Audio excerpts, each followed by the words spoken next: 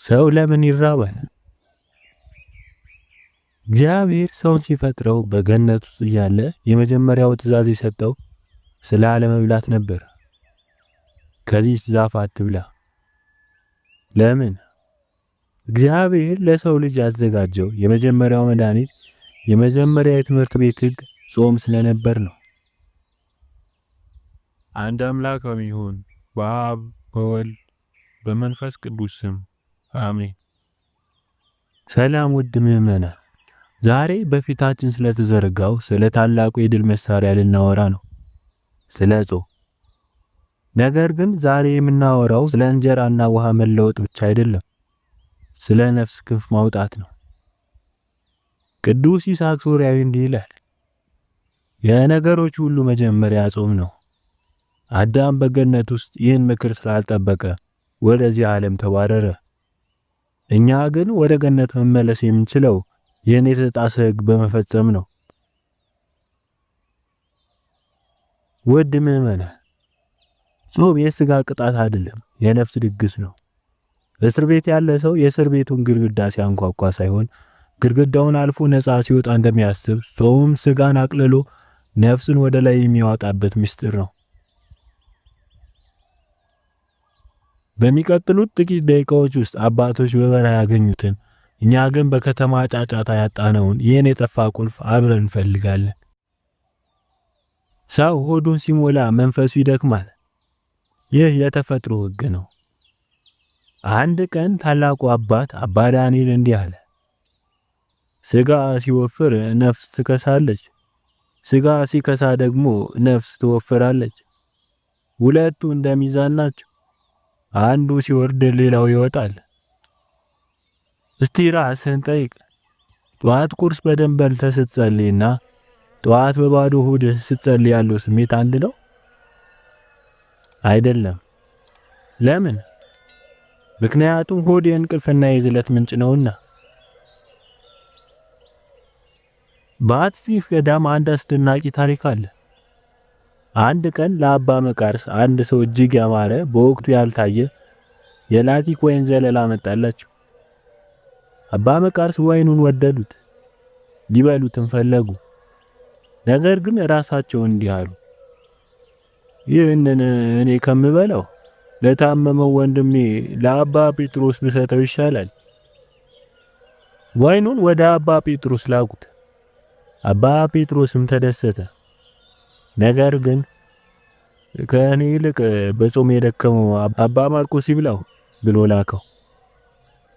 እንዲህ እያለ ያ ወይን በ12ቱም መነኮሳት ቤት ዞረ።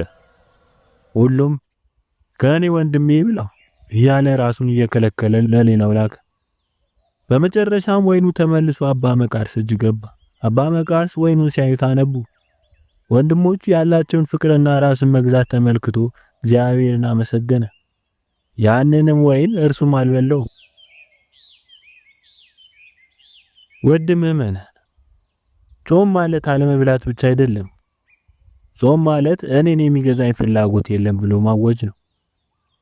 ቅዱስ ባስልዮስ እንዲህ ይላል፣ ከምግብ ተለይቶ መቆየት ብቻውን ጾም ከሆነ አራዊትም ይጾማሉ። ምክንያቱም እነርሱ ብዙ ቀን ሳያገኙ የሚውሉበት ጊዜ አለና። የክርስቲያን ጾም ግን ፈቃድን ለእግዚአብሔር ማስገዛት ነው። ብዙዎቻችን የምንጾመው ሆዳችንን ብቻ ነው። አባቶች ታላቁ ጾም የሚሉት የሕዋሳትን ጾም ነው። ቅዱስ ዮሐንስ አፈወርቅ ስለ ጾም ሲናገር እንዲህ ብሎ ይጠይቃል፣ ከስጋና ከዶሮ ወጥ ስለተከለከልክ ጾም ትላለህን? እስቲ ንገረኝ። ዓይንህ ከዝሙት ጾሟልን? ጆሮ ከሐሜት ጾሟልን? እጅ ከስርቆት ጾሟልን? ምላስ የሰው ስጋ ሐሜት እየበላ ወደ የእንስሳ ስጋ ስለከለከለ ምን ዋጋ አለው? አባ አጋቶን ምላሱን ለመግራት ያደረገው ተጋድሎ እጅግ ይገርማል። ይህ አባት ምላሱ ክፉ እንዳይናገርና በከንቱ እንዳይለፈልፍ ለመከላከል ለ3 ዓመታት ያህል ድንጋይ በአፉ ይዞ ይኖር ነበር። ዝምታን ካልተማርኩ መጾሜ ዋጋ የለውም ይል ነበር።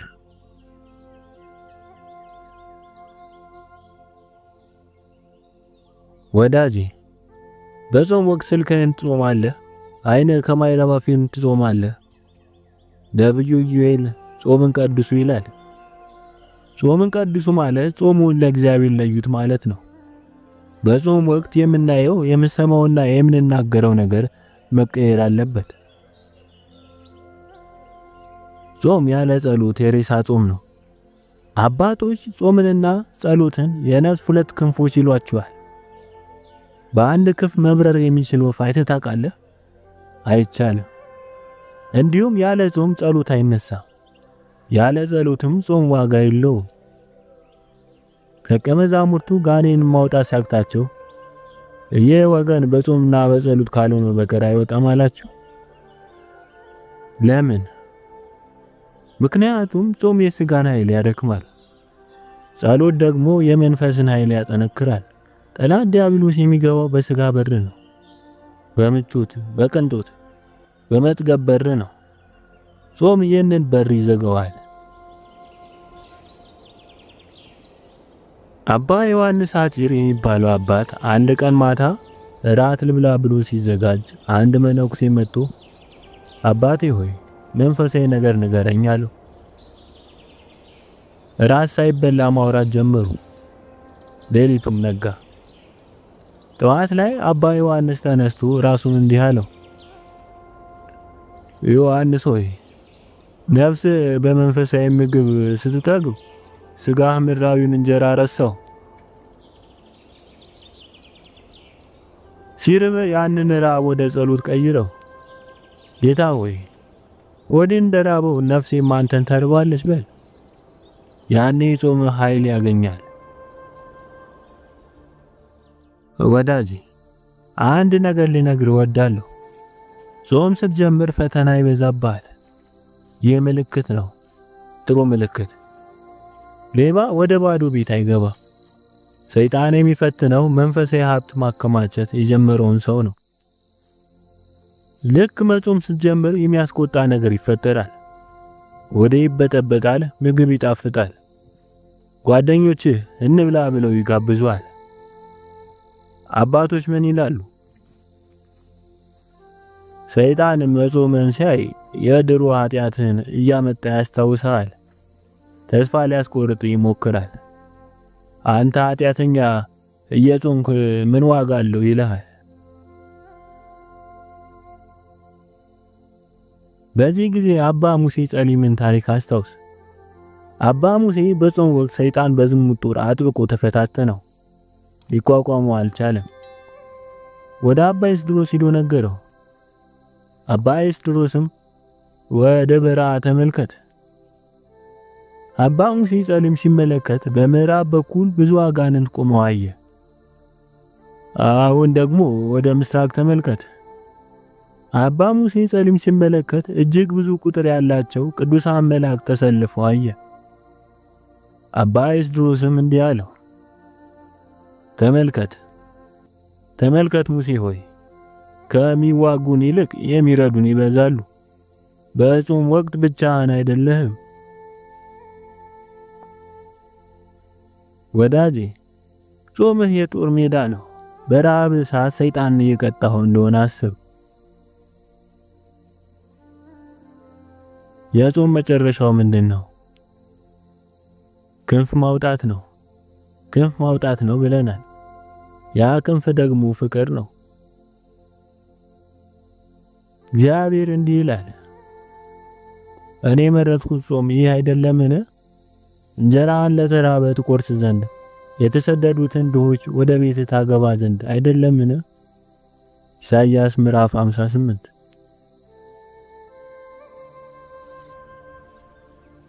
ከራስህ ቀንሰህ ለሌላው ካልሰጠህ ያደረግከው ነገር ጾም ሳይሆን ገንዘብ ቁጠባ ነው የሚሆነው። የጾም ትርፉ ለድሆች መድረስ አለበት። ቅዱስ ኒቆላስ ገና ሕፃን እያለ ሮብና ዓርብ የእናቱን ጡት አይጠባም ነበር ይባላል። ያደገ ሲሄድ ግን ጾሙን ወደ ምጽዋት ቀየረው። በድብቅ እየሄደ ለድሆች ወርቅ ይጥል ነበር። ጾም ልብን ያለሰልሳል። የራበው ሰው የተራበውን ሰው ስሜት ይረዳል። ዛሬ ስትጾም ቢያንስ የአንድ ቀን ምሳህን ዋጋ ለተራበ ሰው ስጥ። ያኔ ጾምህ በሰማይ መዝገብ ላይ ይጻፋል። ጾም የነፍስን ነፃነት የመመለሻ መንገድ ነው። ነገ ያለምንም እንከን ለእግዚአብሔር እሺ ማለት እንድንችል ዛሬ ለስጋችን እምቢ ማለትን የምንለማመድበት ትምህርት ቤት ነው። ስጋ ለነፍስ፣ ነፍስ ደግሞ ለፍቅር ትገዛ ዘንድ ያሰለጥነናል። ለዚህ ነው አበው ስለ ጾም ሲናገሩ ጾም ቅጣት ሳይሆን መድኃኒት ነው የሚሉት። የውስጣችንን ሕማማት የሚፈውስ ሕሊናን የሚያነጻ መድኃኒት። ቅድስት ቤተክርስቲያን ጾም ለጸሎት፣ ለንስሐ፣ ለቅዱስ ቁርባንና ለፍቅር ሥራ ነፍስ እንደሚያዘጋጅ ምን ጊዜም ታስተምራለች። አንድ አጭር ታሪክ ልንገር። አንድ ወንድም ወደ አባ አንጦስ መጣና አባቴ ሆይ ከውስጥ የሚወጣው ክፉ ምኞት እንዴት መዋጋት ጀምራለሁ ሲል ጠየቃቸው። አባ አንጦስ በትዕግስት እያዩት እንዲመለሱለት፣ ታገስ፣ ራስን ለትንሽ ሥራና ለጸሎት ስጥ፣ የትህትናን ሥራ አጠብቅ፣ ዓይንህንና ምላስህን ግራ። ቀስ በቀስ ይህ ልምምድ ለትልቁ ተጋድሎ ያዘጋጃል። የአባቶቻችን ምክር እኮ የተወሳሰበ አይደለም። ምክንያቱ ልብ ቀላል ናትና ልብ የሚላት የዘወትር ሥራን፣ ቋሚ ጸሎትን እና የትዕቢትን ልማድ ቀስ በቀስ መስበር ብቻ ነው። ጾም የትጋት ማሰልጠኛ ሜዳ ነው። የገዳም አባቶች ይህን የልቦና ትጋት ኔፕሲስ ይሉታል። ይኸውም አንድ ክፉ ሐሳብ ገና ሲጸነስ ማየት፣ ሳንከተለው ስሙን ለይቶ ማወቅና ወደ ጸሎት መመለስ ማለት ነው። በቅጥር በር ላይ የቆመ ዘበኛ ጠላት ከሩቁ ሲመጣ አይቶ ይዘጋጃል። ዘበኛው ከዘገየ ግን ጉዳቱ ከደረሰ በኋላ ነው። አባቶች የሚያስተምሩት ይህንኑ ነው። የቁጣን እስትንፋስ፣ የምኞትን መለኮስ ወይም የስግብግብነትን የመጀመሪያ ስሜት አስተውልና ቶሎ እርምጃ ውሰድ። ጾም የአእምሮ እረፍት ማጣት የሚያባብሱትን የሥጋ ፍላጎቶችን በማዳከም ሰውነታችን ለዚህ ውስጣዊ ጥበቃ እንዲታዘዝ ይረዳዋል። ዘዴውን በደንብ ለመረዳት ከአባ ሙሴ የተገኘን አንድ ታዋቂ ምሳሌ እንይ። አንድ ወንድም በትዝታና በአሮጌ ኃጢአት ተጨንቆ ወደ አባ ሙሴ መጣ። አባ ሙሴም ይህን ወንድም ወሰዱና ከአንድ ውሃ የማሰሮ ወደ ገበታ ውሃውን ደጋግሞ እንዲገለብጥ አደረጉት፣ ውሃው እስኪጠራ ድረስ። ከዚያም እንዲህ አሉት፣ ክፉ ነገሮች ቦታ እንዳያገኙ ልብን በጸሎት በቅዱሳት መጻሕፍትና በበጎ ሥራ ሙላው። ይህ በተግባር የሚታይ ሕግ ነው። መልካሙን በመሙላት ክፉን ማስወገድ። ጾምም የዚህ አካል ነው። ስንጾም ለጸሎት፣ ለንባብ እና ለምግባር የሚሆን ጊዜና ፍላጎት እናገኛለን። ልብን በአዲስ ነገር በመሙላት አሮጌውን የሥጋ ምኞት እናስወጣለን።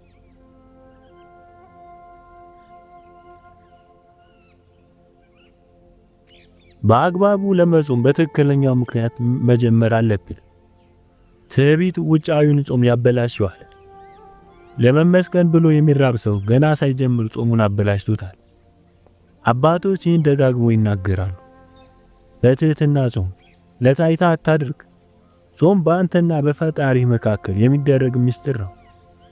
የተዘጋውን የልብን ክፍል የሚቀድስ ስውር ሥርዓት። በጸጥታ አድርገው፣ አታውጅ። ከፈለግ በስውር የመስቀል ምልክት ተማትበ ጌታ ሆይ ይህችን ትንሽ ጾም ለነፍሴ መፈወሻ ተቀበልልኝ በል።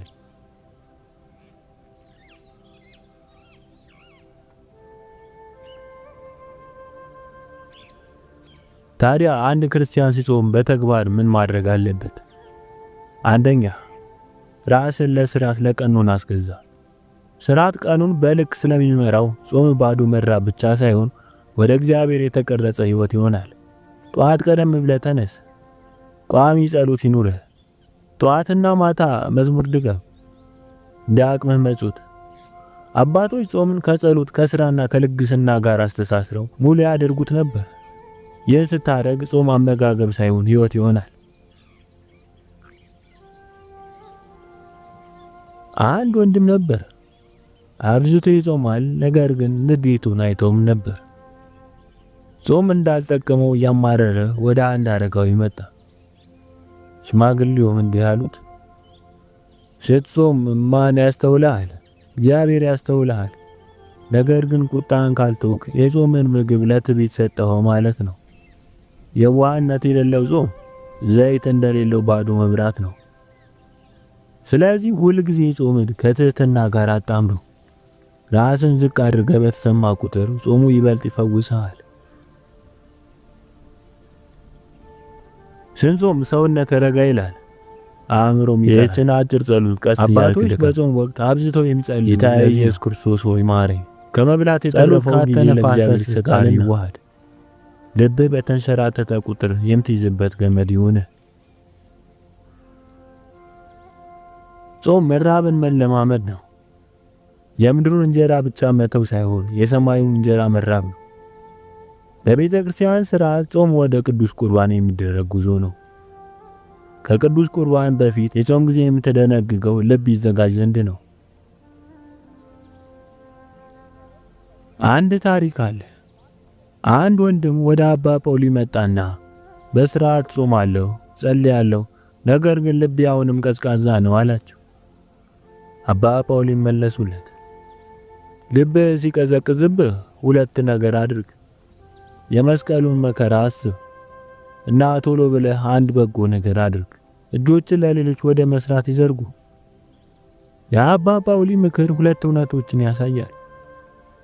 የውስጥ ተመስጦንና ፈጣን ተግባርን። ጾም ወደ ምሕረት ሥራ መምራት አለበት። የራስን ራብ የሚፈውሰው የተራበን በማብላት ነው። ጥማትም የሚረካው የተጠማን በማጠጣት ነው። ስለዚህ ጾም የግል ብቃት ማሳያ ሳይሆን የፍቅር ልምምድ ነው። አባቶች ስለ ጾም ንጽጽር ያስጠነቅቁናል። አንድ አባት እንዳሉት ጾማችን ከሌላ ሰው ጋር ካወዳደርን ገና ሳንጀምር ተሸንፈናል። ያንዳንዱ ነፍስ የራሱን መንገድ አለው። ጾም ትንሽ ቢሆንም እንኳ በቅንነትና በትህትና ከሆነ እንደ ሽፍታ ወርቅ ውድ ነው። ከታመምክ ጾም ሊቀል ይችላል። ጠንካራ ከሆንክ ልትገፋ ትችላለህ። ነገር ግን ሁልጊዜ ከአባቶች ምክር ጋር ይሁን። አባቶች መነኮሳትን በታዛዥነት እንዲጾሙ የሚያደርጉት ትዕቢት እንዳያርግባቸው ነው። ስንታዘዝ ጾሙ የትህትና ፍሬ ያፈራል። እስቲ አሁን እንደ አብይ ጾም ያሉ ረጃጅም አጽዋማትን እንዴት እንደምንዘጋጅ እንዴ! በንስሐ ጀምር። ልብህን ለእግዚአብሔርና ለንስሐ አባት በመክፈት ወደ ጾም ግባ። ንስሐ እንደ መብራት ማጽዳት ነው። ጸሎት እንዲበራ ህሊናን ያጠራል። ከንስሐ በኋላ እቅድ አውጣ። ምን ያህል ቀንሳለሁ? ምን አይነት መጽሐፍ አነባለሁ? የትኞችስ ቀናትስ መጸውታለሁ ብለህ ወስን። ስርዓት ልብን በመንገዱ ላይ ይጠብቃል። ይሁን እንጂ ፈተናን ጠብቅ። በምጾምበት ጊዜ ጠላት አብዝቶ ይፈትናል። በስጋ ስትደክም አእምሮ እንደሚሳል ስለሚያውቅ ነው። አትደነቅ። ይህ የስልጠናው አካል ነው። በገዳም የሚኖሩ አባቶች በኃይለኛ ሐሳቦች ይፈተኑ ነበር። ነገር ግን ወደ ጸሎታቸውና ወደ ስራቸው ይመለሱ ነበር። ንቁ ሁን። ሐሳቡን አታስተናግደው። ስሙን ለይተህ እወቀው። እንደ ደመናም እንዲያልፍተው ወደ ጸሎት ተመለስ። ቅዱስ ዮሐንስ አፈወርቅ መንፈሳዊ ሕይወት እንደ መሰላል ነው ይላል። እያንዳንዱ ደረጃ ትንሽ ትሩፋት ነው። መተው፣ ትህትና፣ ትዕግስት። ነፍስ ቀስ ብላ እንድትወጣ ይመክራል። ጾም የዚያ መሰላል አንድ እርከን ነው። አንድ የወደቀና የተነሳ ሰው ታሪክ እንገርህ። በጾም የታወቀ አንድ ወንድም በታላቅ ኃጢአት ወደቀና በአፍረት ሸሸገው። በመንፈስ ታመመ። በመጨረሻም ወደ አንድ አባት መጣና ሁሉንም ተናዘዘ። አባቱም እንደገና እንዲጀምር ነገሩት። ጾሙን፣ ጸሎትን፣ ትንንሽ የሆኑ የአገልግሎት ስራዎች። ዳነ። ይህ የሚያሳየን ጾም የአንድ ጊዜ ፈውስ ሳይሆን የመመለስ ልምምድ መሆኑን ነው። ንስሐ መንገዱን ይከፍታል። ጾም ደግሞ ወደ መታደስ የሚወስድ ጎዳና ይሆናል። በመጨረሻ ምሕረትን አስታውስ። ጾም ወደ ምህረት መምራት አለበት። አጥብቀ ብትጾም ነገር ግን ፍቅር ቢጎልህ ጾሙ ግቡን ስቷል። የአባቶች ምክር ሁል ጊዜ ጥብቅነት ከርህራሄ ጋር ማዋሃድ ነው። ልብህ ሌሎችን ይመግብ ዘንድ ጾም። እንግዲህ የክርስቶስ ቤተሰቦች አሁን ላይ ትልቅ የህይወት ጾም አለ። ይህ ጾም ግን እንደ ልማድ የምንመላለስበት እንዳይሆን አደራ። ሆዳችን ሲራብ ልባችን ይጠግብ ዘንድ እንጸልይ። ከምግብ ስንከለከል ከኃጢአት እንከልከል። ጉርሳችንን ቀንሰን ለተራቡት እንስጥ። አባቶች እንደሚሉት ጾም የመንግስተ ሰማያት ቁልፍ ነው። ቁልፉን በእጃችን ይዘን በሩን ሳንከፍት እንዳንቀር። ጌታዬ ኢየሱስ ክርስቶስ ሆይ ማረን። በትህትና እንድንጾም በቅን ልብ እንድንጸልይ እና ያለ ልክ እንድንወድህ ጸጋህን ስጠን። ትንሽ የሆነችውን ተጋድሏችን፣ ከንቱነታችንን፣ ቁጣችንና ፍርሃታችን ወደሚያድን መድኃኒት ቀይርልን። በጾምና በምህረት ያንተን ሰላም ለመቀበል ዝግጁ እንድንሆን አስተምረን። እግዚአብሔር ጾማችን ይቀድስልን፣ ኃይላችን ያድስልን። እንደ ንስር ክንፍ አውጥተን ከምድራዊ ሐሳብ ወደ ሰማይ እንድንበር ይርዳን። ወስብሐት ለእግዚአብሔር ወለወላዲቱ ድንግል ወለመስቀሉ ክቡር አሜን።